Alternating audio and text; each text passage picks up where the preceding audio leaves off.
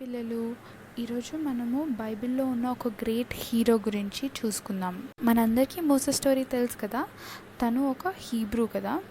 Israel స్లేవ్స్గా ఈజిప్ట్లో ఉన్నప్పుడు ఫరో Israelites వాళ్ళు ఎంత పెరిగిపోతున్నారంటే భయం వేసి వాళ్ళ నంబర్ని కంట్రోల్ చేయడానికి వాళ్ళని స్లేవ్స్గా చాలా కష్టాలు పెట్టాడు.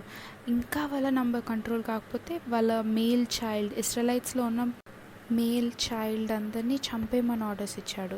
ఈ టైంలో మోసెస్ పుట్టాడు. మోసెస్ ఒక హీబ్రూ, ఇజ్రాయలైట్స్కి ఉన్న ఇంకొక నేమ్ అది. మోసెస్ వాళ్ళ మదర్ తనని 3 months వరకు దాచిపెడుతుంది. 3 months తర్వాత తనని ఒక బాస్కెట్లో పెట్టి రివర్ బ్యాంక్ మీద పెట్టి షీ వాస్ హోపింగ్ ఎవరో ఒకరు తన కొడుకుని ఎవరైనా చూసి తన కొడుకుని ఎవరైనా సేఫ్గా పెంచే వాళ్ళు ఎవరైనా వస్తారేమో అని she was hoping. God miracle వల్ల ఫరో వాళ్ళ డాటర్ మోసెస్ని చూసి మోసెస్ని పెంచుకుంటుంది. దాని తర్వాత మీకు అందరికీ తెలుసు కదా ఏమైందో. After all that Moses 40 years పారిపోయి డెజర్ట్లో ఉంటాడు. ఈ టైంలో దేవుడు ఇజ్రాయలైట్స్ వాళ్ళ క్రైస్ విని వాళ్ళని ఈజిప్ట్ నుంచి స్లేవ్స్గా విడుదల చేయడానికి గాడ్ డిసైడ్ చేసుకుంటాడు. That was when first God contacted Moses. Burning bush గురించి తెలుసు కదా. దేవుడు మోసెస్ని పిలుస్తాడు తన పీపుల్ని డెలివర్ చేయడానికి యాజ్ హీ ప్రామిస్డ్ లైట్స్ వాళ్ళ యాన్సెస్టర్స్కి. Then comes the 10 plagues. Then Pharaoh finally he loses and he let Israelites finally go. Moses was a true hero. తన లైఫ్ నుంచి మనం చాలా విషయాలు నేర్చుకోవచ్చు. ఫస్ట్ థింగ్, తన పర్సనల్ రిలేషన్షిప్ విత్ గాడ్ మనందరితో ఒక్కటి ఆశిస్తున్నాడు, ఏంటంటే మనము తనతో ఒక ఇంటిమేట్ క్లోజ్ పర్సనల్ రిలేషన్షిప్ ఉంచుకుంటామని చెప్పి. మోసెస్ డెఫినెట్గా ఇది అకంప్లిష్ చేస్తాడు. బైబిల్లో చూసినట్టయితే ఒక 2 high compliments that a person could ever hope for, అది దేవుడు హిమ్సెల్ఫ్ నుంచి వచ్చినాయి. First one, Exodus 33:11. So the Lord spoke to Moses face to face as a man speaks to his friend. అంటే మోసెస్కి గాడ్తో ఎంత పర్సనల్గా రిలేషన్షిప్ ఉందంటే తను తన ఫ్రెండ్తో మాట్లాడినట్టు ఫేస్ టు ఫేస్ దేవుడితో మాట్లాడగలిగాడు. Next one, Deuteronomy 34:10. But since then there has not arisen in Israel a prophet like Moses, whom God knew face to face. 2 verses, obvious references that Moses had face-to-face encounter with God. Even though దేవుడు first మోసెస్ని contact చేసిన Moses ఆ రిలేషన్లో enter అయ్యి he was not afraid to meet God face to face. మోసెస్కి 80 years when first దేవుడు తనతో మాట్లాడినప్పుడు. అయినా సరే he did so many miracles in his life. It is never too late to turn your life to God. Moses 2 things చేశాడు. First, దేవుడి ప్లాన్ని accept చేశాడు. నెక్స్ట్, దేవుడితో పర్సనల్గా ఫేస్ టు ఫేస్ రిలేషన్షిప్ దేవుడితో మెయింటైన్ చేశాడు. తన లైఫ్ని పూర్తిగా దేవుడి విల్కి సమర్పించాడు. దేవుడు తనని డెజర్ట్ నుంచి తీసుకెళ్ళి ఒక ట్రూ గ్రేట్ లీడర్గా క్రియేట్ చేశాడు తనని. Second point, Moses was not afraid to display the presence of God. అంటే దేవుడు తన లైఫ్లో ఉన్నాడు అనే టెస్టిఫై చేశాడు తన చుట్టుపక్కల ఉన్న వాళ్ళందరికీ. Third point, Moses was an excellent representation for God. Moses దేవుడితో ఫెయిత్ఫుల్గా ట్రూగా లాయల్గా ఉన్నాడు ఆ 40 days విల్డర్నెస్లో ఉన్నప్పుడు. బైబిల్లో చూసినట్టయితే ఇజ్రాయలైట్స్ కాన్స్టెంట్గా కంప్లైంట్ చేశారు, మాకు ఫుడ్ లేదు, మాకు వాటర్ లేదు, మాకు అది లేదు, మాకు ఇది లేదు అని. Bible says that they lacked nothing. అంటే గాడ్ వాళ్ళందరికీ రోజు సరిపోయేంత మన్నా కురిపించాడు. అయినా సరే వాళ్ళు కంప్లైంట్ చేశారు. అందుకే ఆల్ మెన్ 20 years ఇంకా ఓల్డర్ ఎవరు ప్రామిస్ ల్యాండ్ లోపలికి ఎంటర్ కాలేదు, ఎందుకంటే వాళ్ళకి ఫెయిత్ లేదు కాబట్టి. ఇంకోవైపు మోసెస్ ఇంత నెగిటివ్ పీపుల్ మధ్యలో ఉంటూ కూడా తను దేవుడితో మాట్లాడడం ఎప్పుడూ వదిలిపెట్టలేదు. ఫోర్త్ పాయింట్, మోసెస్ దగ్గర నుంచి ఏం నేర్చుకోవాలంటే standing in gaps. Moses mount Sinai మీద 40 days ఉన్నప్పుడు దేవుడితో 10 commandments తీసుకున్న టైంలో కింద ఇజ్రాయలైట్స్ వాళ్ళు ఒక ఫాల్స్ ఐడల్ని క్రియేట్ చేసి దాన్ని వర్షిప్ చేయడం మొదలుపెట్టారు కదా. అది దేవుడు చూసి చాలా కోప్పడ్డాడు. వెంటనే వాళ్ళందరినీ నాశనం చేయాలని కోరాడు. బట్ మోసెస్ గాడ్ ఇంత కోపంగా ఉన్నాడని చూసి he stepped in to that gap. తను రీజనింగ్ ఇచ్చాడు ఎందుకు గాడ్ వాళ్ళందరినీ ఎందుకు నాశనం చేయొద్దు అని. మనం ఎక్సడస్ 32:11-14 వరకు చదివినట్టయితే ఇది ఉంటుంది. మన లైఫ్లో కొంతమంది they might be too weak to pray for themselves, or వాళ్ళకి రక్షణ లేకపోయి ఉండొచ్చు, ఆర్ దేవుడితో అంత పర్సనలీ వాళ్ళకి రిలేషన్షిప్ లేదేమో, ఆర్ దేవుడు మన ప్రార్థన వింటాడు అన్న కాన్ఫిడెన్స్ లేకపోవచ్చు. ఇలా చాలా reasons ఉంటుండొచ్చు. This gives us best opportunity to stand in this gap between those people and God, like Moses stood. మోసెస్ ఒక పర్ఫెక్ట్ ఎగ్జాంపుల్ ఇచ్చాడు హౌ మనము దేవుడికి మనుషులకి ఉన్న గ్యాప్లో నించొని ఆ గ్యాప్ని తీసేయచ్చు. Next point, God will fight battles for you. బైబిల్లో మోసెస్ స్టోరీ చూసినట్టయితే it is a perfect example which shows దేవుడు మన ఫైట్ని ఫైట్ చేస్తాడు అనడానికి. This story is a perfect example. దేవుడి స్ట్రెంగ్త్, దేవుడి పవర్ ఏ ఎక్స్టెంట్ వరకు దేవుడు వెళ్తాడు నీ కోసం చూపిస్తుంది కదా. Last point, parting of the Red see. చాలామంది క్రిస్టియన్ లైఫ్స్లలో ఈ పార్టింగ్ ఆఫ్ రెడ్ సీ చాలా సిగ్నిఫికెన్స్ ఉంది. మన లైఫ్లో చాలా సిచ్యుయేషన్స్ ఎలా వస్తుందంటే లైక్ మనము దాని నుంచి ఎస్కేప్ అవ్వలేము, ఎటు వెళ్ళలేము అటు వెళ్ళలేము. We might be wondering ఎటు వెళ్ళాలి అని. This is the best time to ask God to part that Red Sea, part that difficulty which you are having in your life. Because only thing మనని save చేసేది ఏంటంటే God. ఈ ముందు ఎప్పుడైనా ఇలాంటి రెడ్ సీ వచ్చినప్పుడు ఆస్క్ గాడ్, దేవుడిని అడుగు ఈ రెడ్ సీ నుంచి నిన్ను దాటించమని చెప్పి, ఈ రెడ్ సీని నీ కోసం పార్ట్ చేయమని చెప్పు. జస్ట్ రిమెంబర్ దేవుడు మోసెస్కి ఏం చేశాడు. లిటరలీ రెడ్ సీని పార్ట్ చేసిన దేవుడు నీ లైఫ్లో ఉన్న రెడ్ సీని పార్ట్ చేయలేడా? సో ఫైనలీ మోసెస్ స్టోరీ నుంచి మనం గుర్తుపెట్టుకోవాల్సిన థింగ్స్ ఏంటంటే, ఫస్ట్ దేవుడితో డైరెక్ట్గా మాట్లాడడం బర్నింగ్ బుష్ నుంచి. Next being used by God, watching God through 10 plagues for you against Egypt, watching God part the Red Sea for you, personally seeing God face to face and receiving 10 commandments. దేవుడిని నీ life ద్వారా testimony ఇవ్వటం, నీ life ద్వారా చాలామందికి ఎగ్జాంపుల్గా ఉండడం. And never forget, he knew you before you were been Born.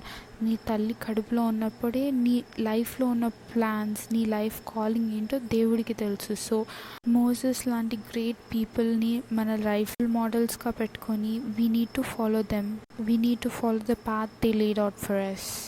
Remember that it is never too late to surrender your life to God. దేవుడికి మన లైఫ్నిచ్చి, గాడ్ నీ ప్లాన్స్ నా లైఫ్లో చేయి తండ్రి అని. It is never too late to do that. Really pray to God that you'll surrender your life plans to His hands. Amen.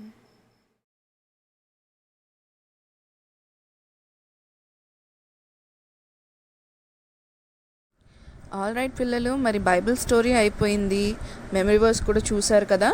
మరి memory verse జాగ్రత్తగా నేర్చుకోండి. ఇప్పుడు మనము నిన్న ఎవరెవరు యాక్టివిటీస్ చేశారో వాళ్ళు కొంతమంది ఫొటోస్ పంపించారు, అలాగే మెమరీ వర్సెస్ కూడా పంపించారు. అవి చూద్దామా?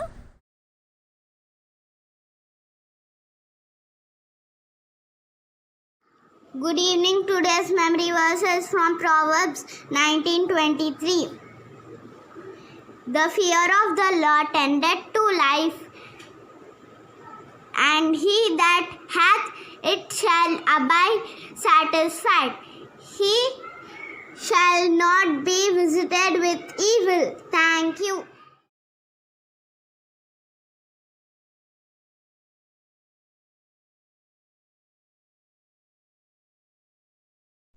Today's memory verses: fear of the Lord leads to life. Then one just content untouched by trouble. For Proverbs 19:23. Thank you.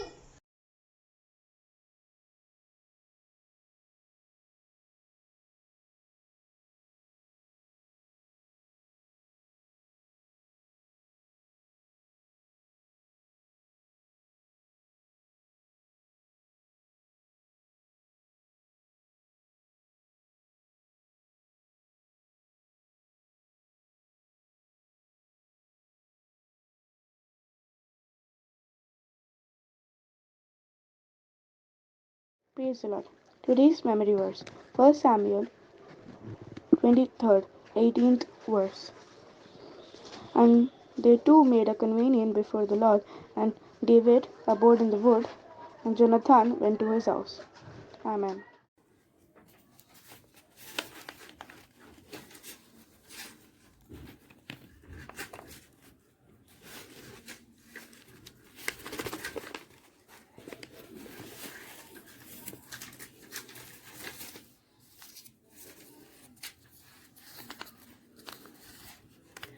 Matthew 19:6.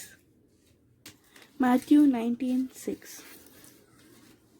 Wherefore they are no more thing, but one flesh. What therefore God hath joined together, let not man put asunder.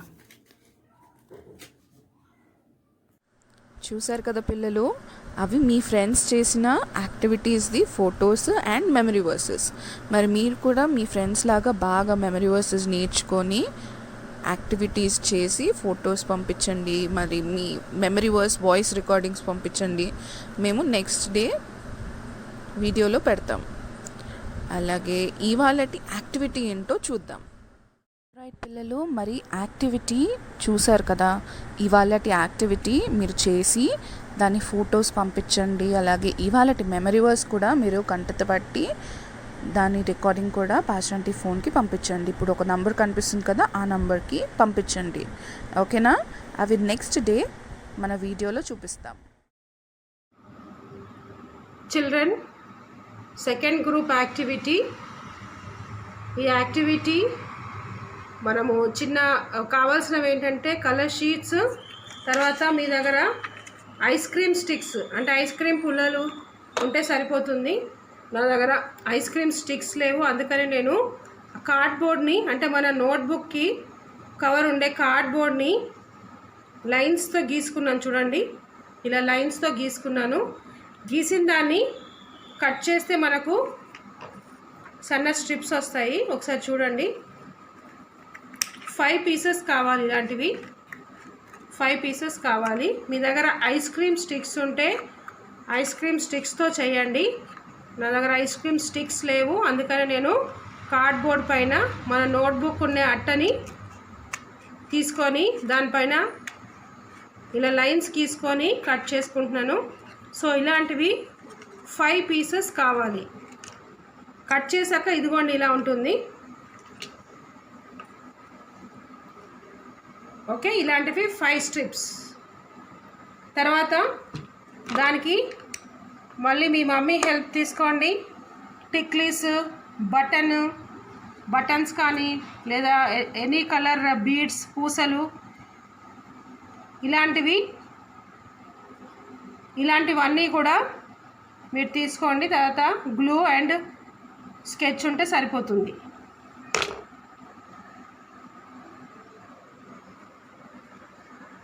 Okay, ఈ buttons, చమ్కీస్ అన్నిటితో పాటు నా దగ్గర సన్న chain లాంటిది ఒకటి ఉంది.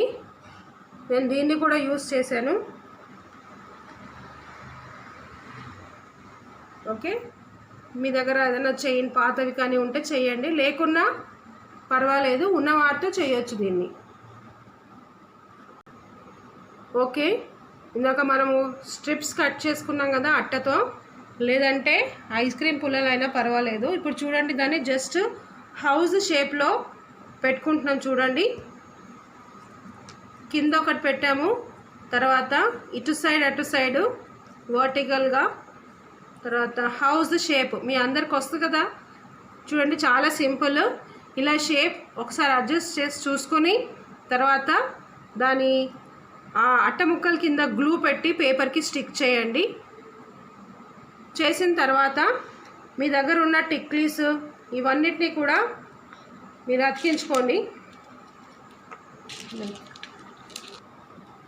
Okay, ఇప్పుడు మనం హౌస్ చూసాం కదా. మన టిక్లీస్ లేకపోతే మన దగ్గర ఉన్న బటన్స్ కానీ బీడ్స్ కానీ తీసుకొని హౌస్ని మీరు మరీ సింపుల్గా కనిపించకుండా కొంచెం కలర్ఫుల్గా ఉండేటట్టు జస్ట్ స్టిక్ చేసుకోండి.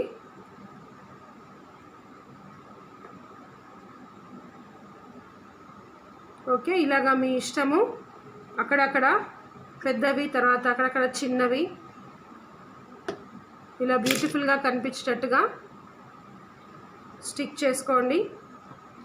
మధ్యలో పైనుంచి క్రాస్ ఒకటి మీరు చిన్నగా ఇలాంటి వుడన్తోనే కానీ లేదంటే ఐస్ క్రీమ్ స్టిక్స్తోని జీసస్ క్రాస్ లాగా చేసుకొని ఈ పైన ఫిక్స్ చేసుకోండి. అక్కడ జస్ట్ గమ్ పెట్టి స్టిక్ చేసుకోండి అక్కడ ఆ ప్లేస్లో. ఓకే చిల్డ్రన్, చూడండి నా దగ్గర ఉన్న బీడ్స్తో నేను ఇట్లాగా అరేంజ్ చేసుకున్నాను.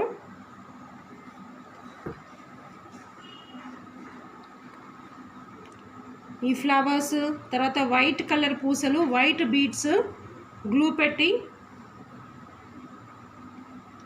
అతికించుకున్నాను.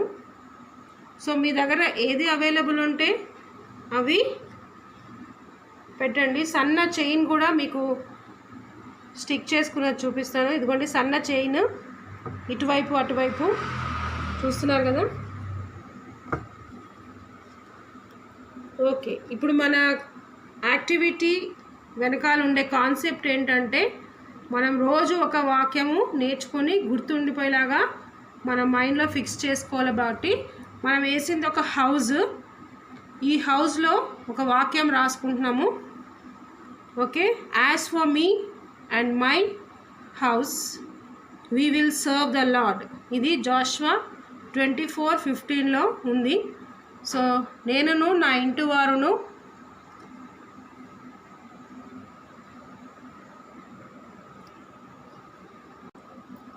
నేనును నా ఇంటి వారును యెహోవాను సేవించెదను అన్న వాక్యాన్ని మనం ఇక్కడ రాసి, ఎప్పుడు కూడా మనము మన ఫ్యామిలీలో ఉన్న ప్రతి ఒక్కరం కూడా